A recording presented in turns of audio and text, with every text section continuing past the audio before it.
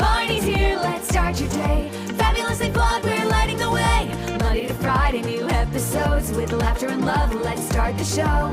We're shaking things up. Don't let anyone dull your sparkle. Motivation, inspiration, and fun. Fabulously flawed, everyone. So shine a little brighter. Grab your smile and sing along. The show's about to start with Marnie, your host. You can't go wrong. Hey, Fabulously Flawed friends. Welcome to Fabulously Flawed. I am your host, Marnie, and it's Thursday. Almost there, guys. It's Thursday Eve, and on Thursdays, I like to do think positive, be positive, things that make you go, And today's episode, I just want to do throwback thoughts to where any of you were 5 years ago and to look at where you are now. And it's astounding. It may not be where you want to be, but you're where you're supposed to be. Where your feet are right now, that's where you're supposed to be. And you may not understand it at this moment, but I can assure you, when I told this story before, I apologize if you've already heard it, but I was thinking how far I have come in 5 years where I was truly, there was no 988. 2021 was one of the most god-awful years. From the minute it started to the minute it ended, I was in hell. And 5 years ago, my therapist also fired me, not for the reasons you think. So I'm going to back up. And I was diagnosed with chronic lymphocytic leukemia in 2018. And I was no treatment, just watch and wait, and just to check my blood levels to see how my white blood count was, my platelets and everything. So in the world of cancers, it's not, there's no good with that, but it's not something I was told that you will die from, you will die with. You just have to be extra careful. So, okay, that's noted inside, my brain now that my whole life of stored trauma gave me this autoimmune disease. So now I'm living in Jacksonville at the time, and my lymph nodes were swollen like maybe 2 tennis balls underneath my neck. It was horrible, horrible. So I was in emotional pain and physical pain, and a new doctor in Jacksonville told me I was diagnosed with stage 1 and I would need treatment, and I'm not married. My daughter was in college. My son was living with my husband, and it was just the most alone, horrific time.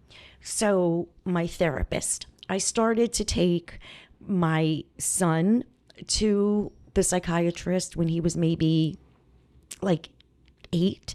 My daughter went when she was 15, 16. We went as a family, all 4 of us, paying out of pocket $250 a time.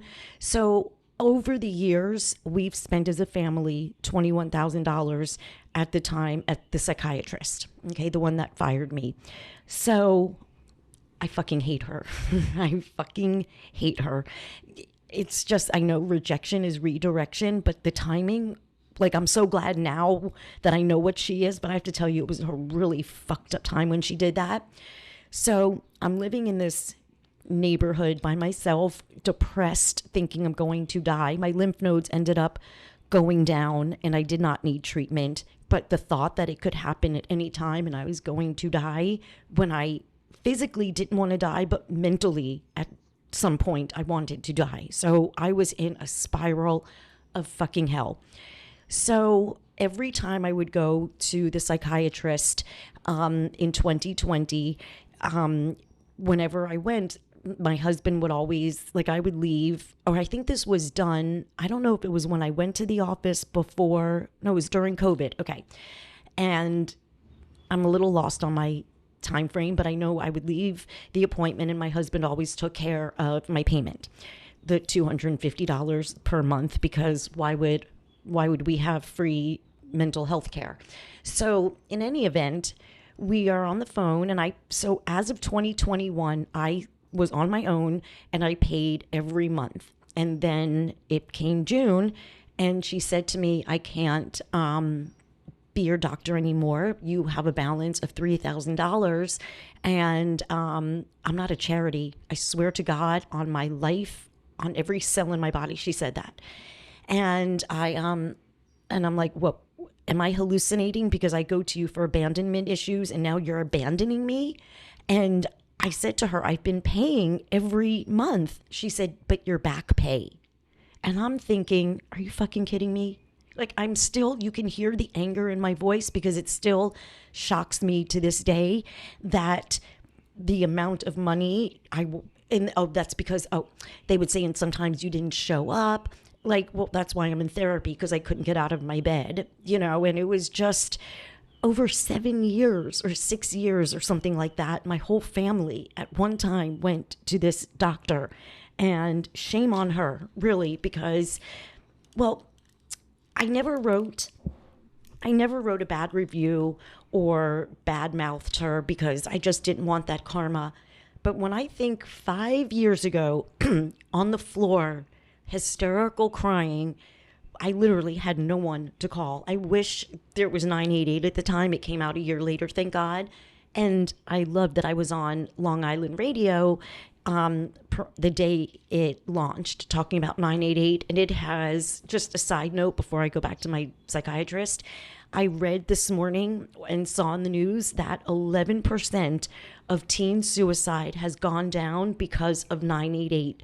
That is a lifeline there for you to reach out no matter what you're going through. You could be on the end of one, despair to the other. You could be just a little bit frazzled. Whatever you need, they are there for you. So if anyone's listening and you need 988, it's 911 for the brain. It's an emergency. People don't need handcuffs. We want help when we're in distress or sad or hysterical or breaking down or whatever thoughts might be going through our heads. So we didn't have that in 2021. So, and this is even creepy, and I'm so sorry to creep you guys out, but this was part of the story, and it's true.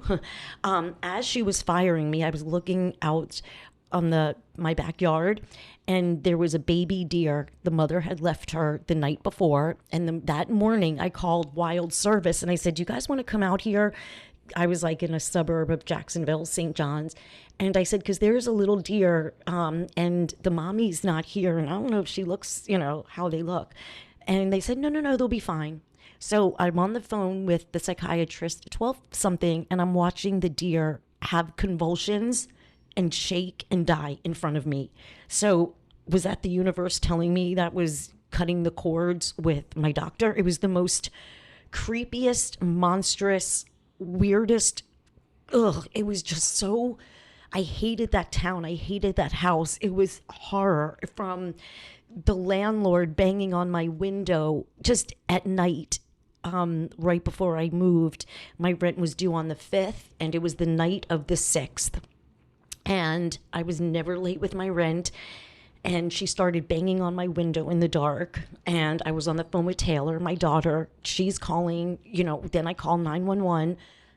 Then she calls me right back, and I'm on the floor paranoid because this woman's banging on my window. So it was a haunted house from fucking hell. And I hate Jacksonville. No offense to St. John's people, but creepy fucking town. But you know what? I didn't want to live. I didn't know what was going to be of my life. I picked up my fucking pieces, and I'm here. I'm here talking to you guys every single day, because there was, let me tell you something. That was a tough year. When I remember one night, it was maybe November, December, after I lived there for most a year, and something just broke me.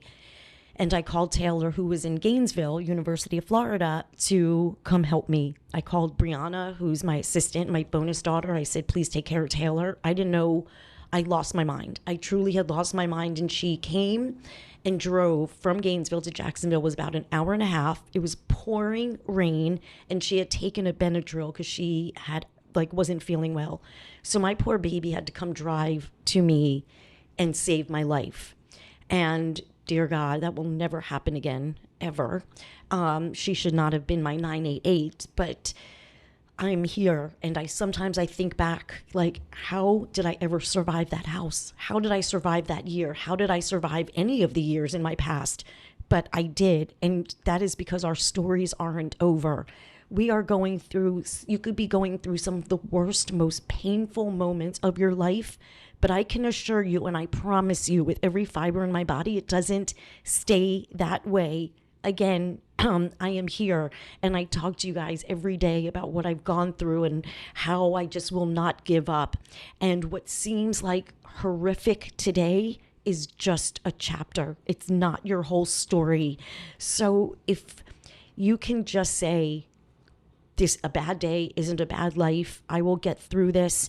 I will find my people. I will reach out if I need it. And surround yourself with anything or anyone that makes you feel loved and at peace. And wow. Ooh, okay. But you know what? I feel good talking about it with you guys. That was like so horrific. Like I'm still not over. Like I have a new psychiatrist now, but the rage that I still feel thinking about how my psychiatrist who I went to for abandonment abandoned me. Like wouldn't even work out a payment plan. She's like, I'm not a charity, Marnie. I even write about her in my book, how much I love her. So whatever. So guys, on that note, you can check me out on my website, fabulouslyflawed.com, if you want to have a 10-minute consult with me, and maybe I can see if I'm a fit for you to be your empowerment coach and grown-up cheerleader, if you want to look at it like that. And to remember to never let anyone burst your bubble, and never ever ever ever ever let anyone dull your sparkle. I am sending so much love and so much peace. Thanks so much for joining us on this episode of Fabulously Flawed. If you're enjoying the show, please feel free to rate, subscribe, and leave a review wherever you listen to your podcasts. That helps others find the show, and we greatly appreciate it.